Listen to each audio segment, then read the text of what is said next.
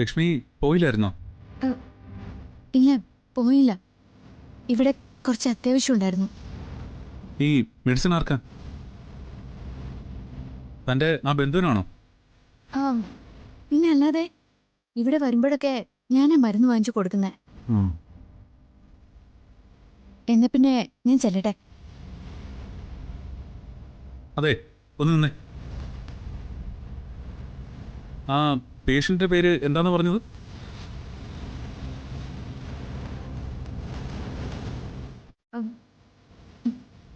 വീണ. ഞാൻ സച്ചിടനോട് നേരത്തെ പറഞ്ഞിട്ടുണ്ടായിരുന്നല്ലോ. ആ, ഞാൻ ഓർക്കുന്നു. അല്ല, ഈ വീണ ലക്ഷ്മിയുടെ വളരെ അടുത്ത ബന്ധുവാണോ അതോ അകന്ന ബന്ധുവോ? അതെ, കുറച്ചടുത്ത ബന്ധുവോ. എങ്കിൽ പിന്നെ ഞാനിവിടെ വരട്ടെ. എനിക്കും വീണ ഒന്ന് കാണാം.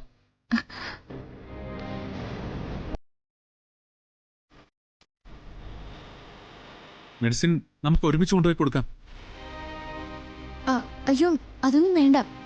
മരുന്ന് ഞാൻ കൊണ്ടുപോയി കൊടുത്തോളാം. അത് പറ്റില്ല. ലക്ഷ്മിയുടെ അടുത്തൊരു ബന്ധു ഈ ഹോസ്പിറ്റലിൽ ഇത്ര സീരിയസ് ആയിട്ട് കിടക്കുമ്പോൾ ഞാനൊന്ന് കണ്ടില്ലെങ്കിൽ അത് മോശമല്ലേ? വേണ്ട സച്ചിയേട്ടാ, ആരും കാണാൻ ചെല്ലുന്നത് അവൾക്ക് ഇഷ്ടമല്ല. അതെന്താ? ആളുകളുടെ സിമ്പതി നിറഞ്ഞ നോട്ടവും സംസാരവും ഒന്നും അവൾക്ക് ഇഷ്ടമല്ല. ഓ, അത് ശരി. എന്നാ ഞാൻ പോട്ടെ സച്ചിയേട്ടാ. അവളുടെ അടുത്ത് വേറെ ആരുമില്ല. ആ, അതെനിക്കറിയാം. എങ്ങനെ അറിയാം? അല്ല, നേരത്തെ ലക്ഷ്മി പറഞ്ഞല്ലോ. എന്നാ സച്ചിയേട്ടൻ പോയിക്കോളൂ. ആ, ഒരു മിനിറ്റ്.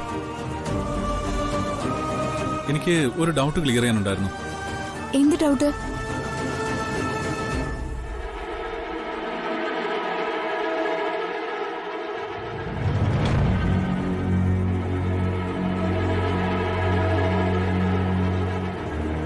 ഇതല്ലേ ആ പേഷ്യന്റ് വീണ?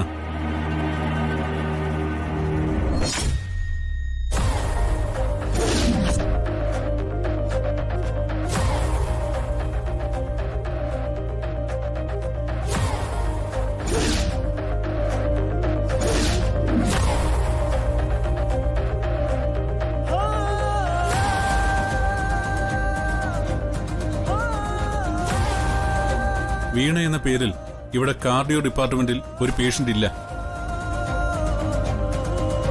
എന്നാൽ ലക്ഷ്മി എന്ന പേരിൽ ഒരു പേഷ്യന്റ് ഉണ്ട്.